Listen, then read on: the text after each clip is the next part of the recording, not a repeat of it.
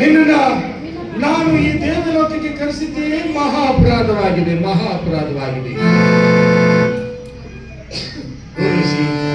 ನಿನ್ನಲ್ಲಿ ನನ್ನದೊಂದು ಕೋರಿಕೆ, ನೀನು ಕೊಟ್ಟ ಶಾಪವನ್ನು ದಯವಿಟ್ಟು ಬದಲಾಯಿಸುವುದಕ್ಕೆ ಆಗದಿದ್ದರೂ ಕೂಡ ದಯಮಾಡಿ ನನಗೋಸ್ಕರ ಈ ನಪುಂಸಕನಾಗಿರು ಎಂಬ ಈ ಶಾಪವನ್ನ ಈ ಕ್ಷಣವೇ ಹಿಂದಕ್ಕೆ ತೆಗೆದುಕೋ. ದಯಮಾಡಿ ಅದನ್ನು ಬದಲಾಯಿಸಿ.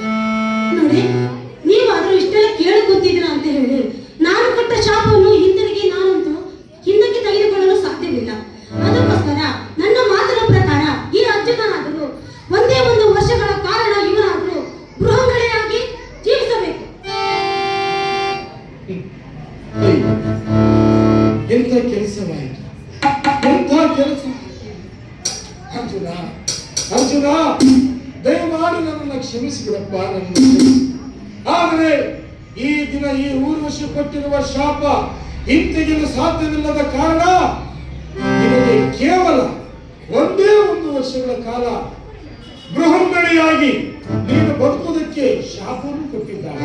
ಆದರೆ ಇದು ನಿನಗೆ ಶಾಪವಲ್ಲ, ಇದೊಂದು ವರವೆಂದು ಭಾವಿಸಿ 12 ವರ್ಷಗಳ ಕಾಲ ನೀನು ಹೋಗುವಂತ ಅಜ್ಞಾತ ವಾಸದಲ್ಲಿ 11 ವರ್ಷಗಳ ಕಾಲ ನೀನು ಗಂಡಾಗಿ ಮೆರೆದು ಕೇವಲ ಒಂದೇ ಒಂದು ವರ್ಷ ಅದು ವರವೆಂದು ಭಾವಿಸಿ ನೀನು ನಪುಂಸಕನಾಗಿ ಬೃಹನ್ನಳಿಯಾಗಿ ಬದುಕುವ ಪರಿಸ್ಥಿತಿ ಬಂದಿದೆಯಪ್ಪ.